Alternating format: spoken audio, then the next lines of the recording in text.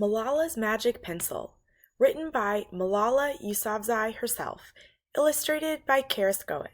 This book is the winner of the Nobel Peace Prize.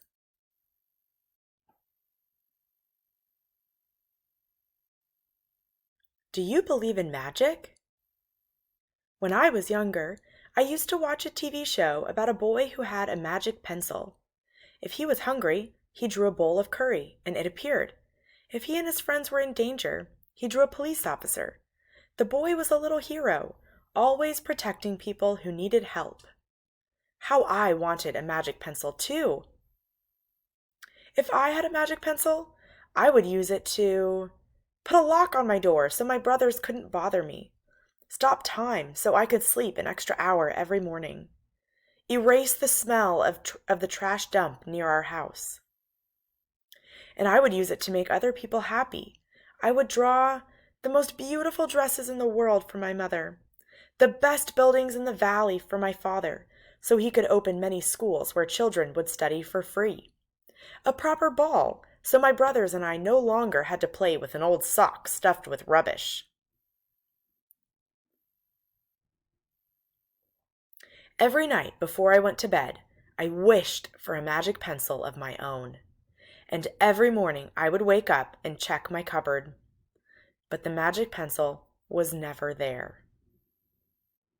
One day, I was throwing away potato peels and eggshells at the dump. I was wrinkling my nose, swatting away flies, and making sure I didn't step on anything dirty in my nice shoes, when I saw a girl about my age sorting trash into piles. Nearby, boys were fishing for metal scraps using magnets on strings. When my father returned home from work, I told him what I'd seen. It made him sad. "Abba," I said. "Yes, Johnny?" he said back.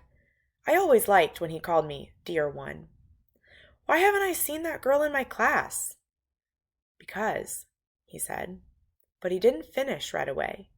"Because, Johnny, in our country, not everyone sends their daughters to school. And some children must work to support their family. Those boys will sell the metal scraps they find. If they went to school, their families would go hungry." School was my favorite place, but I had never considered myself lucky to be able to go. My father had always said, "Malala will live free as a bird." Now I wonder how free I'd truly be.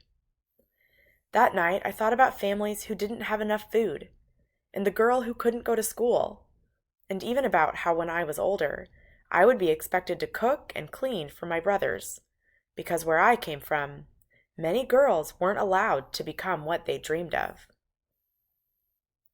I knew then that if I had the magic pencil, I would use it to draw a better world, a peaceful world. First, I would erase war, poverty, and hunger. Then I would draw girls and boys together as equals.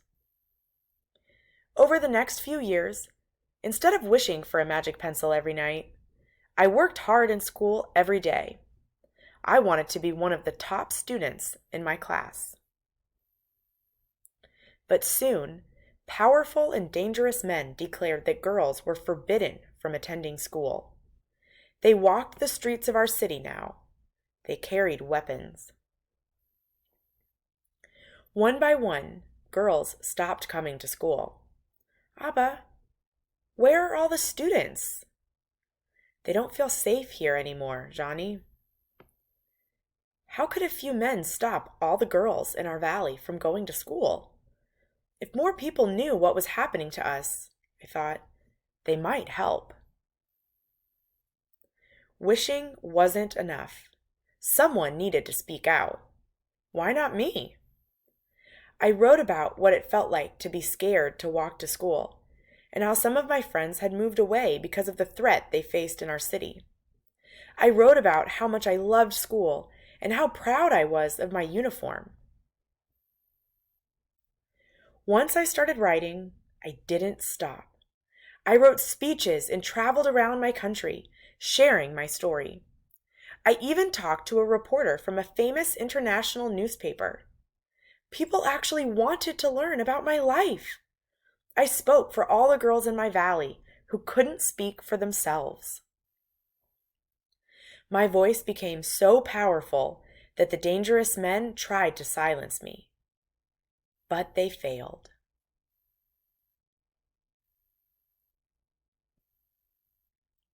And now my voice is louder than ever, louder because people have joined me, and together we make a chorus, standing up for what we believe in. We raise our voices for those in need, help people in danger, even if they are an ocean away. Think of the world as a family.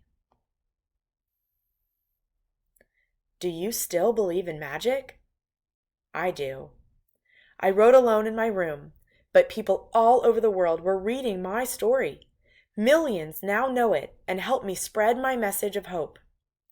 I had at last found the magic I was looking for, in my words and in my work. I am Malala. I've always wished I could make the world a more peaceful place, and every day I work to make my wish come true. One child, one teacher, one book, and one pen can change the world.